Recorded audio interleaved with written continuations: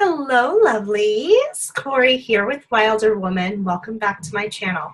Today is day 24 of the 31 Days of Tarot Challenge hosted by the lovely, lovely Ethony. And today we are talking about if you were to design a 79th tarot card, what would it be and what would it represent? This prompt was a little bit difficult for me, I'll admit, because I think of the tarot system, the 78 cards traditionally considered a part of the tarot.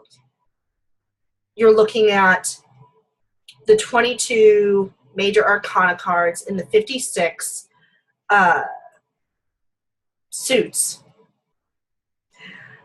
where you have ace through 10 and then the 4 court cards for each suit, making up the 56 minor arcana.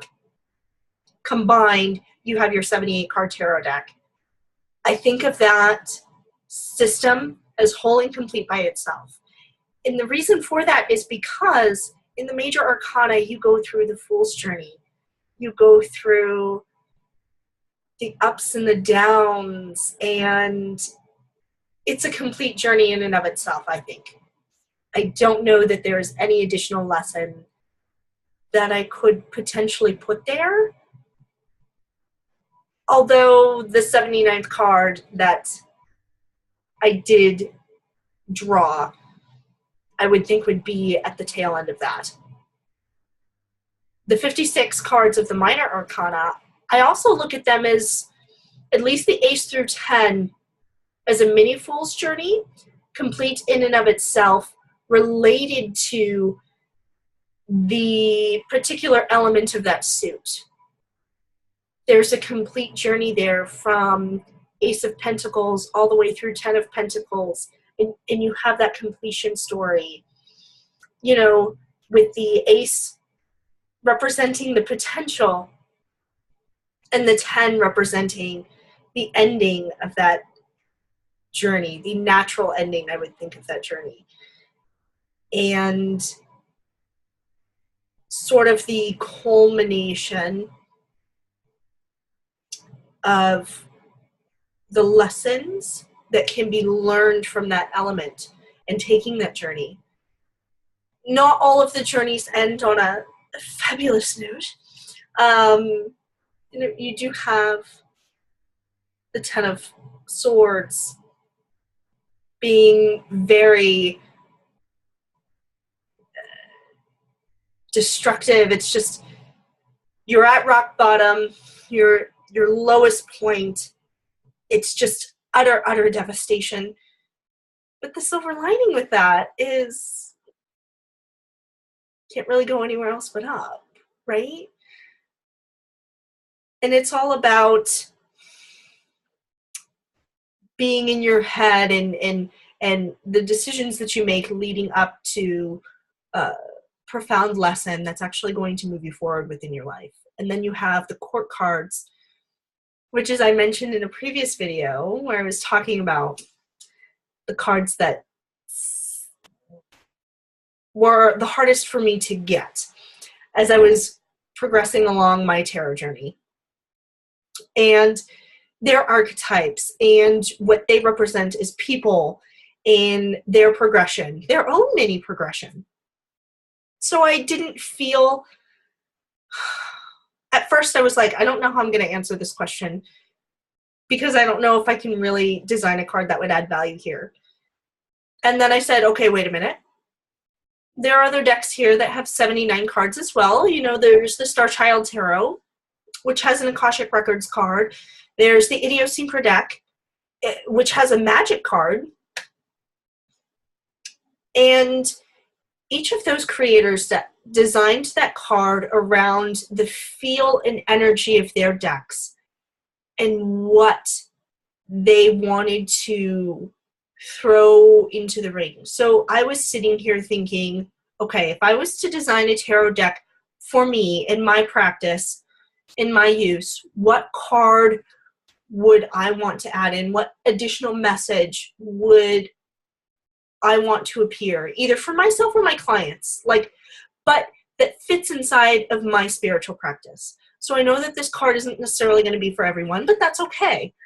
And that card kind of ended up being the divine, or divinity, if you will. Really, it's divinity. Sorry, just ripping off frivolous stuff. So I have divinity as my 79th card. And with this card, I just, I sketched out a gal. I don't know that this would actually be the artwork associated with this card. I just sketched out what was in my head at the moment.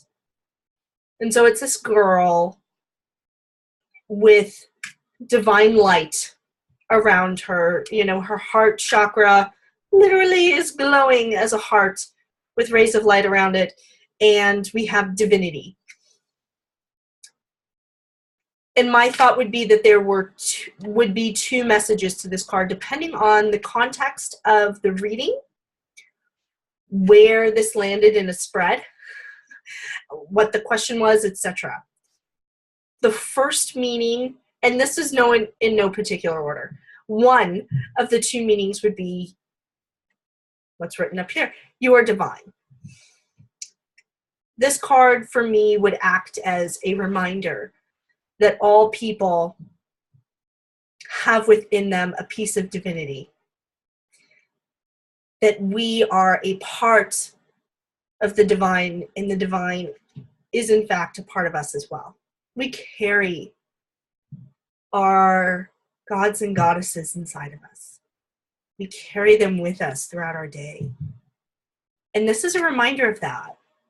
This card is saying, you, no matter what is going on in your spread, if you drew, I don't know, the Tower, the Nine of Swords, the Ten of Swords, the Three of Swords, the Five of Cups, the Five of... everything disastrous and chaotic and a shakeup that you could possibly draw in your tarot deck. And at the end, this card pops out and it says, you know what, babe? It's okay. It's okay because you have everything you need within you to overcome this. You're going to get through it because you are a creatrix just like just like I am. You create as we create. You are divine. Which kind of leads into the second message that I have for this, which is that the divine has your back. However you view divinity, that's how this would come across. If you view divinity as just the energy of the universe, is this all-powerful source that everything comes from, as gods and goddesses, or just one, deity that's maybe, dual natured. However you see it, this is saying, I got you. That essence is saying, I have you. You're supported. Whenever you feel like what's happening here, you can't overcome, you can. Because not only do you have this stuff inside of you to get through it, because, you're a part of me, I'm here. You don't have to go through this alone. Right? And I think that's a message that sometimes is needed within the context of a tarot reading. Things can pop up and immediately we think, the sky is falling, Chicken Little. And yet, tomorrow the sun rises. And what could have potentially been, or maybe what actually was, the worst day of our lives is now gone. And we're moving on from that. And we're laughing again. Just knowing that you're loved and that you're supported is enough sometimes. That is what I would want to add to my tarot deck in working with it, just having that reminder, and also in working with clients and making sure that, you know, they had that reminder. So that's my 79th tarot deck, Lovelies Divinity. What's yours? If you were to add anything, because not to say that anything's necessarily missing from the tarot, but if you wanted to contribute, what would your 79th card look like?